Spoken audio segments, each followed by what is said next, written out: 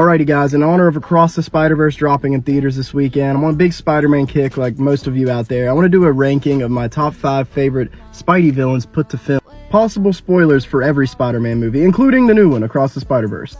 Number 5 is Doc Ock. Alfred Molina is perfectly cast as his character. Spider-Man 2 is aged so well. I think that movie deserves all the love it got, and it should still be praised. Has some of the best superhero action, the subway fights, still one of the best fights in cinema history, and Alfred Molina is just perfectly cast here. He was so good they had to bring him back in No Way Home like 20 years later.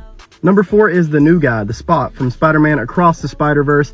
Man, he was visually awesome. I've always liked this character. He had a brief episode in the 90s cartoon, and I was always like, man, that power set is crazy. This guy's kind of unstoppable. And this movie does a good job at focusing on that. I mean, they try to treat him like a Saturday morning little villain at the beginning, but that's the whole plot device with him, is he's not wanting to be like looked at like that. He doesn't want disrespected, and I love the way he progresses, the new form he gets at the end. I cannot wait to see Beyond the Spider-Verse. This guy is next level powerful.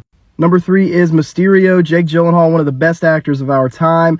Could not believe they cast him for such a wild role, and I couldn't believe we got Mysterio on the big screen. I love watching this. Far From Home is not one of my favorite movies, but Mysterio is the best part. He really makes that movie so cool, and the costume, dude, it's one of the best MCU costumes. I just love how into the character they got. They really perfected it and kind of still surprised us. We knew he was going to be the villain, but I love the way they worked out that relationship with him and Tom Holland's Peter Parker. It was really well done. Number 2 might be controversial. I don't care what y'all say. This is the villain of this movie, Across the Spider-Verse.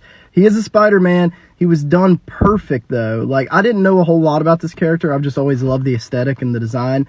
All the stuff they did with his backstory and him going into another universe to have a family, all that was so well done. And I warned you guys, spoilers, but yeah, man, this movie was so good. Across the Spider-Verse was nuts. I can't stop thinking about it. And everything they did with 2099 was just elevated, heightened to another level. Oscar Isaac's voice acting was so, like, mature and well done. Like, it was just not catering to a children audience. And I love that about this take on the character. And his theme song. He had that, like how Prowler did in Into the Spider-Verse. Every time this guy showed up, the synthetic sounds, woo, it was so sick.